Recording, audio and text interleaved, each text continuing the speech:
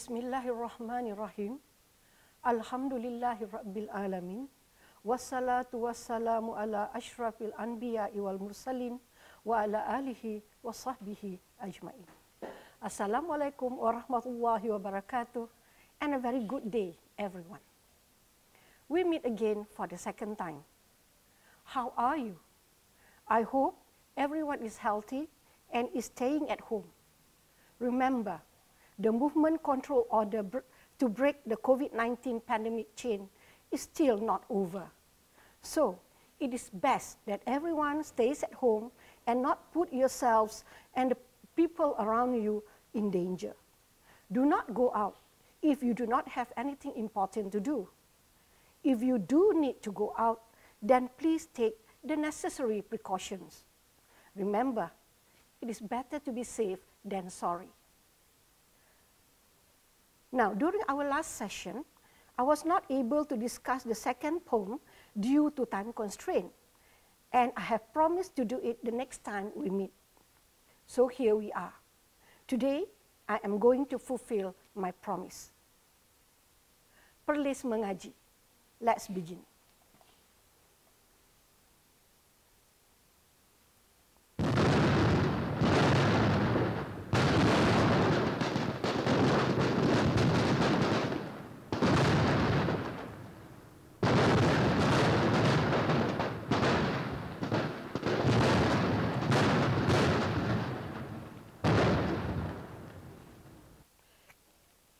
Now, what is that sound that you heard just now?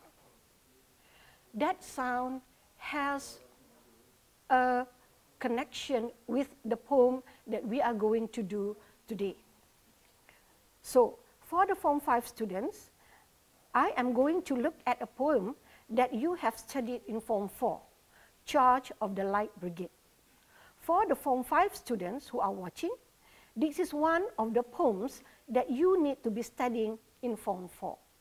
So, let's begin. In this session, we are going to look at Charge of the Light Brigade, and we're going first to look at the analysis of the poem, and then we're going to look at tips on how to answer questions based on the poem. Right? Now, this is an illustration, okay, by Richard Canton Woodville Jr. on the poem Charge of the Light Brigade, and here is the picture, the photograph of the poet. Now, who is the writer of the poem? The writer is Alfred Lord Tennyson. All right. Now, let's take a look a little bit on his biography. So, his full name is 1st Baron Tennyson of Alworth and Freshwater, and he received his peerage in 1883. And he is a British poet, excuse me, and he was the poet laureate of Great Britain and Ireland during Queen Victoria's reign. Now, poet laureate is, in Malaysia, it would be Sastawan Negara, like A. Samad Said and Usman Awang. So, Tennyson is one of the most popular British poets. He was born on August 1809 in Somersby, United Kingdom, and he passed away on October 6, 1892 in Lancashire, United Kingdom at the age of 83. Now, for his education, he received his early education at King Edward VI Grammar School in Louth, from 1816 to 1820, and he went on for tertiary education at Trinity College. Now, let's take a look at the background of the title, Charge of the Light Brigade. The Light Brigade, what does that mean? Okay, it has something to do with the army, it has something to do with the soldier. So, the Light Brigade was the British Light Cavalry Force. Okay, the cavalry force. What is the cavalry force? The soldiers of the Light Brigade rode fast horses. The men were armed with lances and sabers, and they were trained to have maximum mobility and speed. They were also ideal for attacking infantry and artillery units. So they were the soldiers who would attack the infantry unit. Who are the infantry unit?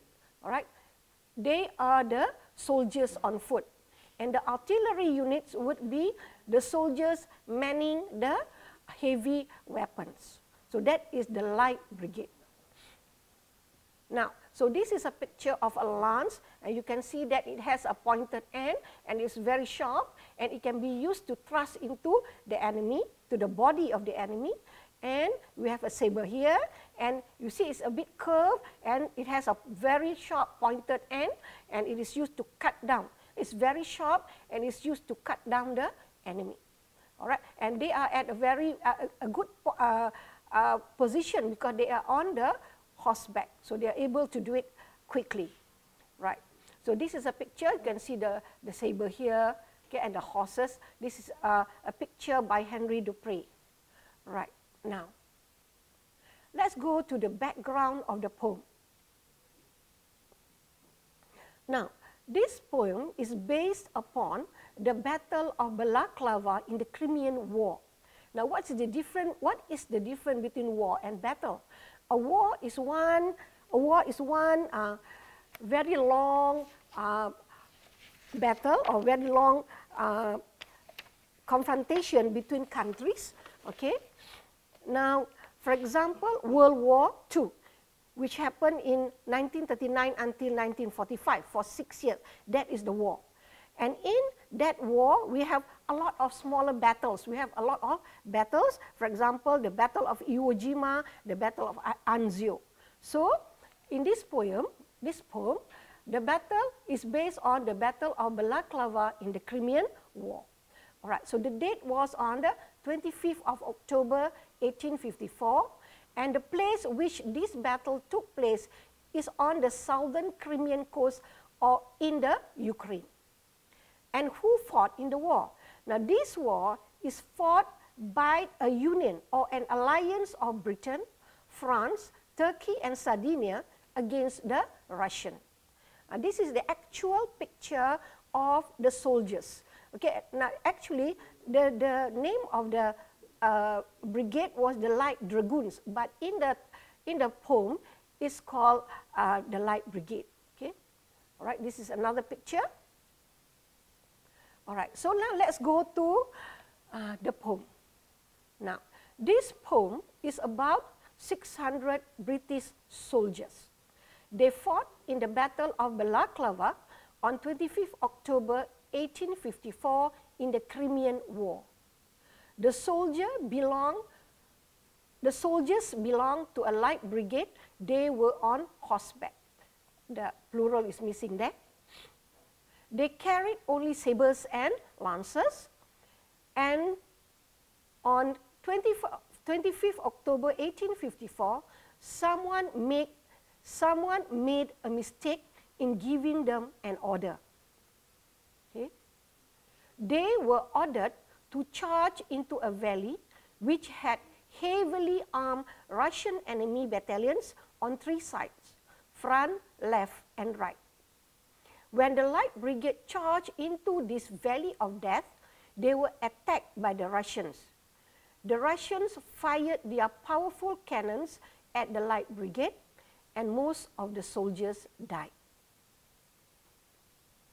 So, this battle became the subject of the poem The Charge of the Light Brigade by Alfred Lord Tennyson. This poem was published 6 weeks after the event. The poem highlighted the courage or bravery of the cavalry in carrying out their orders, regardless of the outcome. This is another picture. This is a clearer picture of the soldiers in that battle. You can see the lancers here, you can see the sabers here, and the horses, and also the guns, cannons. All right. Now, let's take a look at the poem. In stanza 1, half a league, half a league, half a league onward, all in the valley of death, rode the 600. Forward, the Light Brigade. Charge for the guns, he said. Into the valley of death rode the 600. Stanza 2. Forward the light brigade. Was there a man dismayed? Not, though the soldier knew someone had blundered. Theirs not to make reply, theirs not to reason why, theirs but to do and die. Into the valley of death rode the 600. Cannon to right of them, cannon to left of them, cannon in front of them, volleyed and thundered, stormed at with shot and shell. Boldly they rode and well, into the jaws of death, into the mouth of hell, rode the 600. So that is the poem. Right now, let us take a look at the literal meaning of some of the words in the poem. Charge. What is the meaning of charge? Charge is to rush forward and attack something or somebody.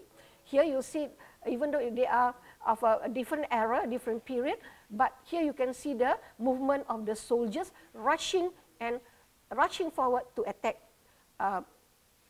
their enemy. Okay, brigade. Brigade is a large group of soldiers that forms a unit of an army. Okay, we have platoons, we have squads, we have units, okay, we have corps. There are so many different groups, okay, in the army. All right, and here this is the one brigade from the picture of based on the poem Charge of the Light Brigade. League. This is an old use of language. It means unit for measuring distance. A league is approximately 3 miles. So half a league is 1.5 miles. So this is a milestone. Usually you can see this beside the road. Then you can see the word miles there. Yeah. All right. Valley.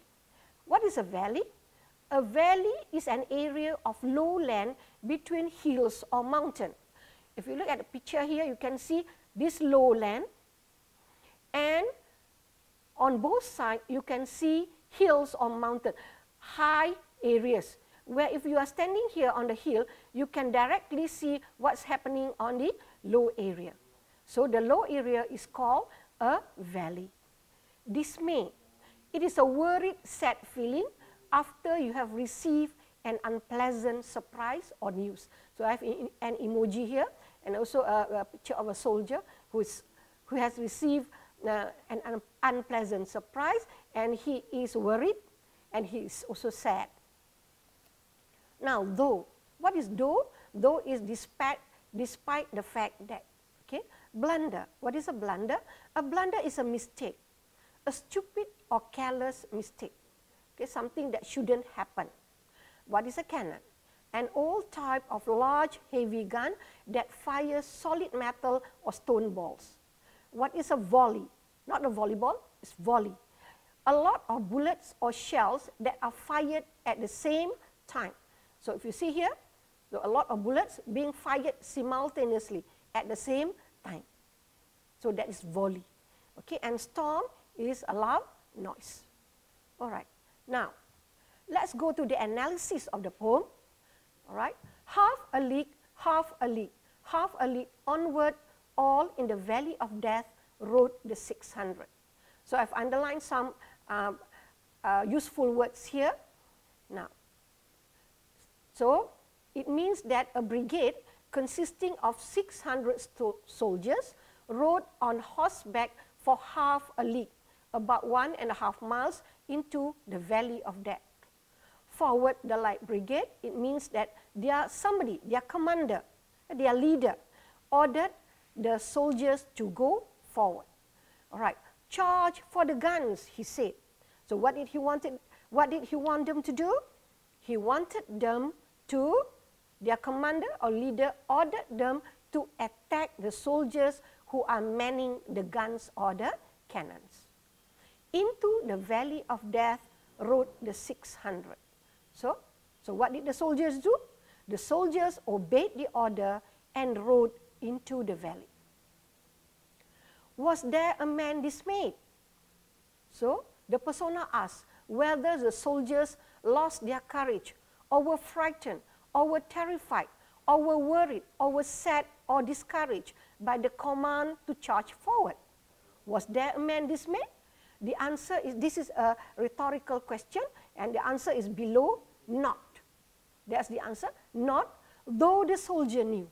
So, no, no one was dismayed, even though all the soldiers realized someone had blundered, that their commander or their leader had made a terrible or a stupid mistake. All right. First, I would like, before I continue, I would like to look at, to discuss theirs first. Now, theirs is a possessive pronoun, meaning belonging to them. Okay. So, let's look at the example given. The red house belongs to Mr. and Mrs. Lim, or the red house belongs to them. The red house is their house. The red house is theirs. Okay, so that's the use of the possessive pronoun. So here, here is a list of the possessive pronoun. All right. Now, let's go back to the poem. So here the use of the word theirs. Theirs not to make reply. So what belongs to them? What is it? So, their duty. It is their duty. It is their role as soldiers, they not to talk back to their leaders. Theirs not to make reply. Their duty or role as soldiers is they must not talk back to their leaders. Theirs not to reason why. Their role or duty as soldiers is not to ask for the reason or not to question any orders given to them. Theirs but to do and die. So their duty as soldiers is to obey, and probably, maybe they will die. Okay? So, into the valley of death rode the 600. So they followed the orders and rode into the valley of death. Cannon to right of them, cannon to left of them, cannon in front of them. What does that mean? So cannons were firing as they were walking, as they were riding into the valley. Cannons were firing at them from the right, left, and in front. They were being fired at from 3 directions. They were surrounded by their enemies. So this is an illustration, okay, about the how the Light Brigade rode into the valley. So you can see here the valley, and you can see on each side is the high ground or the hills. All right, and you can see that they were riding in formation, going into the valley, and what happened? They were being fired at from the right, from the left, and in front of them by the Russian soldiers, and the Russian soldiers were on the high ground, on the hills. So the British soldiers or the Light Brigade were an easy target. Okay, it was an easy target. They were down there, they couldn't do anything. All right, so volleyed and thundered, stormed at with shot and shell. What does that mean? Volleyed means discharge of bullets or shell from a number of weapons being fired at the same time. Okay, now this, okay, I've shown you just now. So they were the bullets or the shells were fired at the same time. Okay, and the sounds of the cannons were like thunder. So they were being attacked by guns, okay, shots, the act of firing, and shell, big explosive fired from cannons. Okay, the loud noise were like a storm. Okay, so here we have the shell, and you can see it's heavy, it's big. All right.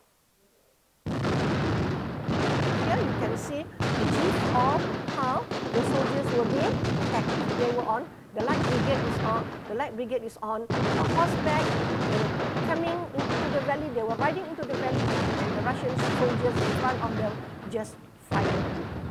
Okay, just fired, and the cannons just fired. Right. So if you were one of the soldiers there, what would you feel? Okay, what would you feel? All right, all right. That's a question for you to think about. Right. This is a picture, or these are pictures of the actual cannon being used in the Battle of Balaclava. Okay, all right. And this picture is a picture of cannonballs from the battle that littered the Valley of Death. Okay, see, you can see the high ground, the valley, and you can see the shell all over the place. Okay, and this is a close-up of the picture. All right, and this is the aftermath of the battle. You can see people, the soldiers.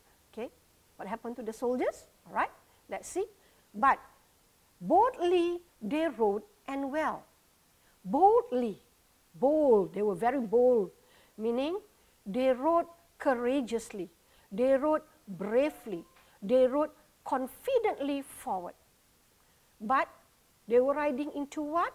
Into the jaws of death, into the mouth of hell, rode the 600. So, they were riding courageously, bravely, confidently towards their own death.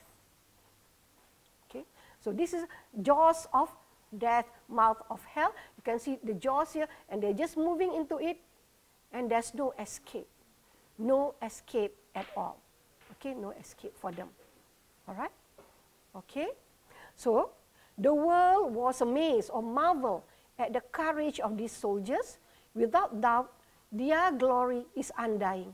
The poem states that these noble 600 men remain worthy of honor and tribute until today. All right, now let's take a look at the theme. All right, the theme of the poem, the overall meaning or the main idea in the poem.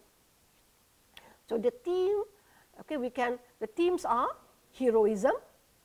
Okay, the soldiers were heroic. Okay, the theme can also be courage and bravery, patriotism. It can be duty and responsibility, loyalty, obedience, leadership failure, and also the tragedy of war. Now, what are the moral values that we can learn from this poem? We must be patriotic. We must carry out our duty or responsibility. We must obey our leaders. We must be loyal. These are some of the theme and moral values. There are others. Okay? All right. Now, let's go to tips on how to answer questions. All right? I have already discussed this in my first session, so I would just like to recap. Right? First is look at the key word in the question. For example, word. Which word means? So the question asks for a word. Which phrase means? So the question asks for a phrase. Which line? So the question asks for a line. Okay? All right. Now, next one. So word is one word, for example, dismayed. Phrase, a group of words, for example, half a league. Line, a group of words in one line of the poem. All right, for example, theirs not to make reply. All right, now let's take a look at some of the questions. Question 1. Which war was the poem based on? So the question asks for war, not for battle. So the answer is the Crimean War. Next question. How many British soldiers rode into the battle? So if you look at the poem, all in the Valley of Death rode the 600. So the answer is 600 soldiers. Okay. Next. In stanza 2, which word reflects or means made a serious mistake?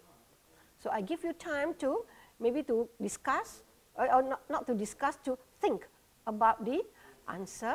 And maybe you can post them, okay? So what's the answer? Alright, so the question asks for a word. So which one is a word? Of course, you know, the answer is blundered. Had blundered, no. Had blundered would be a phrase, and someone had blundered would be a line. Alright? Next, in stanza 1, which phrase reflects or means distance?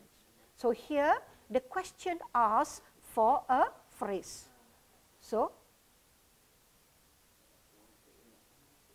all right.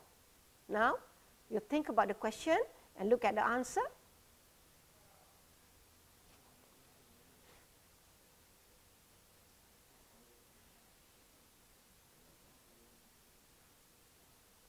So, which one is the answer? Of course, it's a phrase, so half a league. All right? Half a league onward is a line. All right? In stanza 1, which line indicates that the soldiers are marching towards their death? All right? So, which line indicates that the soldiers are marching towards their death? So, maybe you take a few seconds to look at the answer.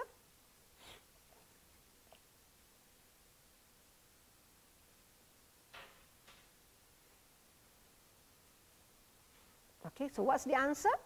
Of course, into the valley of death.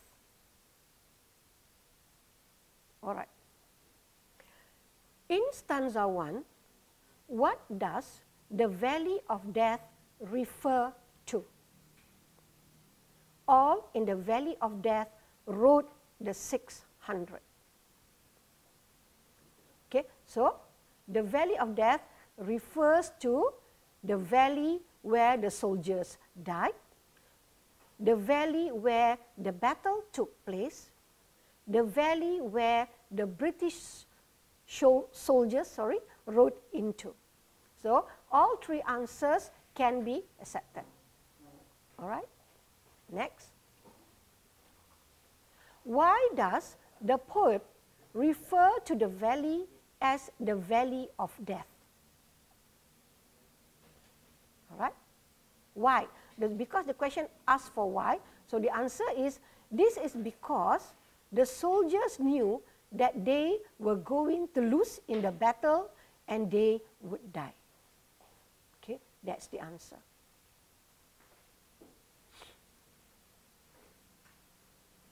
Next.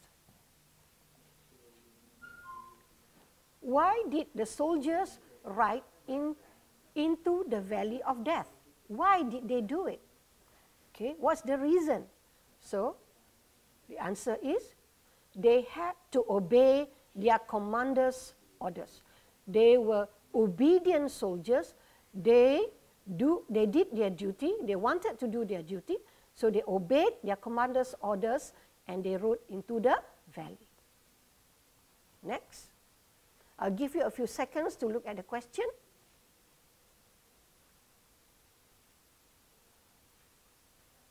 In stanza 1, what did the soldiers have to do?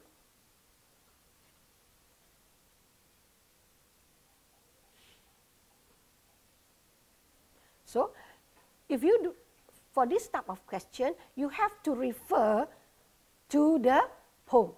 For example, here, the line says, "Charge for the guns," he said. "Into the valley of death rode the 600. So what did the soldiers have to do? If you answer, for example, "Charge for the guns," he said, then the answer is wrong because you are lifting. You cannot lift. Okay? For this question, you cannot lift. So what's the answer?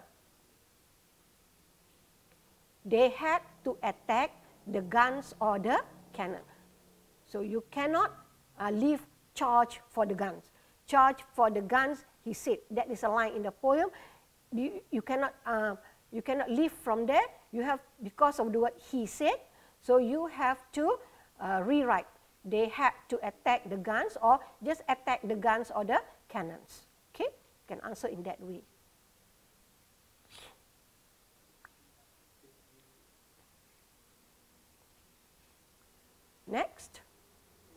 what weapons did their enemies have?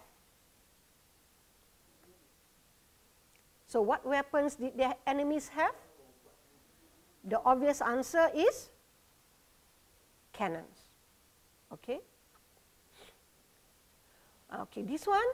What does the word dismayed mean? So what's your answer? I give you a few seconds.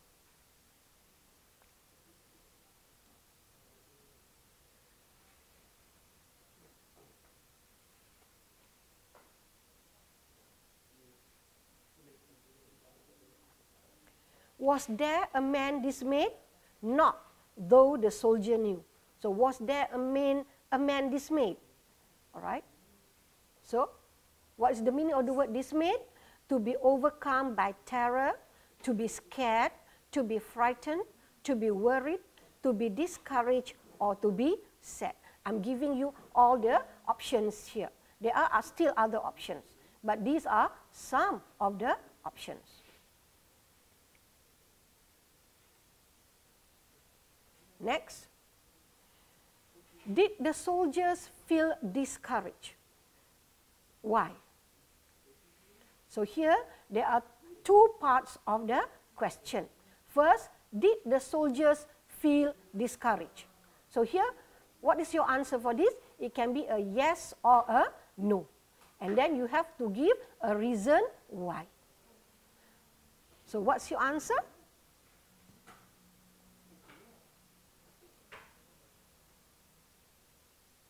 All right. Is the answer yes or no?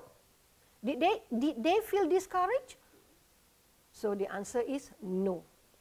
Why? Because they were carrying out their duty. No, because they had to obey the command of their leader. So if you answer yes, then you'll be wrong. Okay? All right, next. What does the line "someone had blundered" mean?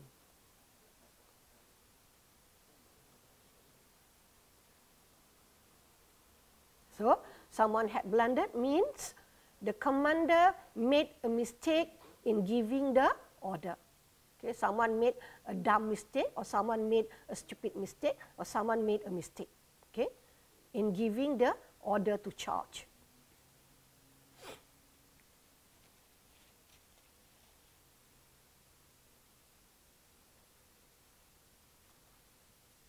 What is the meaning of the following line?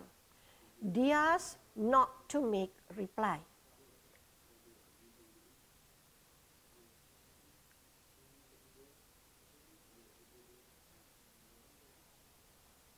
Okay, the answer is the soldiers must not talk back to their commander. Okay? It's the duty not to talk back. They were trained not to talk back. Okay, that's the answer. Next, what is the meaning of the following line? Theirs not to reason why.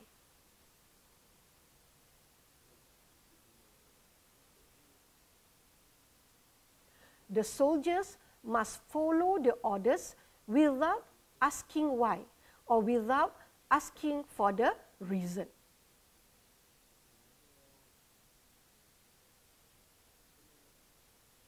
Next, what is the meaning of the following line? Theirs but to do and die.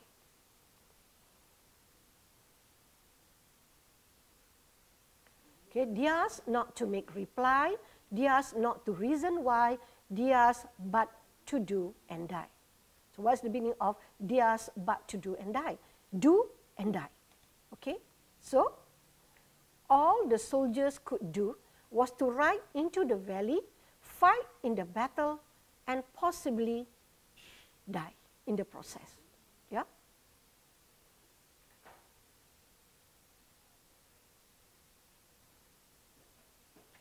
Cannon to the left of them, cannon to the right of them, cannon in front of them, volleyed and thundered, stormed at with shot and shell. Okay, question. From the lines above, what happened to the soldiers?